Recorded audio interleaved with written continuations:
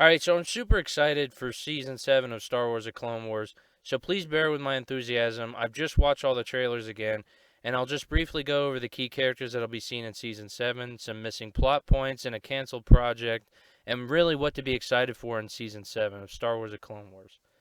So personally, I'd like to see Kanan and Depa Billaba cameo.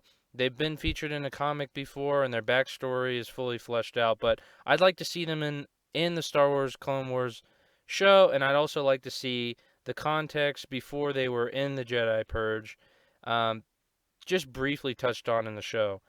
So I'd also personally I'd like to see Cal Kestis. I think that would be interesting just to see another Padawan fleeing. I think that would be really interesting. I'd like to see as many Jedi fleeing the aftermath of the Great Jedi Purge as possible. Luminara and Dooley's capture and imprisonment on Stygian Prime. The circumstances are not really well explained. We know that she was executed by the Grand Inquisitor, and that her remains ended up on Stygian Prime in the series Star Wars Rebels. But not much is known about how she was captured, or if she fought, or what the circumstances were. So, if the Great Jedi Purge is depicted, I would like to see most of the characters that were featured in Star Wars: The Clone Wars, and see kind of how their paths end, or if they keep going, or anyway, I would like to see closure for those.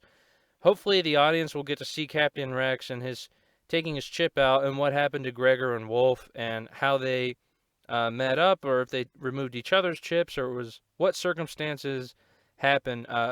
Most of what is known about their survival is known just about through the Star Wars Rebels season 2 arc, and the circumstances of them removing their chips is unknown. So how Gregor, Grex, and Wolf all came to be on the planet Sealos in Star Wars Rebels is kind of unknown, and I would really like to see that explained. We may see what was to become of the Level 1313 project set in Coruscant's underworld and the bounty hunter-esque aesthetic that was set to be depicted in the game. This will probably be right in the beginning of the Star Wars Clone Wars Season 7, as Ahsoka has just been exiled from the Jedi Order, and she's trying to find her new place in the galaxy.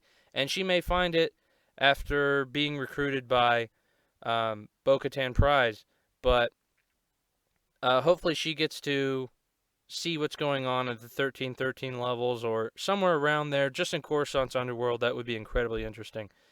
So, since the new trailer for Season 7 dropped, the Siege of Mandalore looks a lot bigger in scope and might include Maul revealing his master's grand plan to Ahsoka, and this way she has more time to save Rex before the Purge. Um, I just like to see everything about this. I'm just super hyped about it.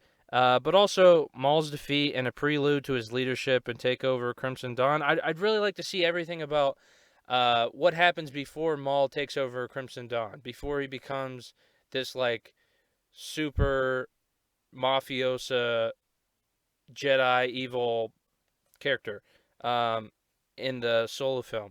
I'd like to see everything that leads up to it, and it will probably be a lot like the Clone Wars arc, where he starts taking over the underworld. But I'd like to see more of it. I'd like to see everything about how Maul deals with his underbosses, um, to how he gets what he wants, and also how he survives under the Empire's thumb, and how even though Palpatine likely knows he's still alive, he manages to eke out and carve out an existence of his own.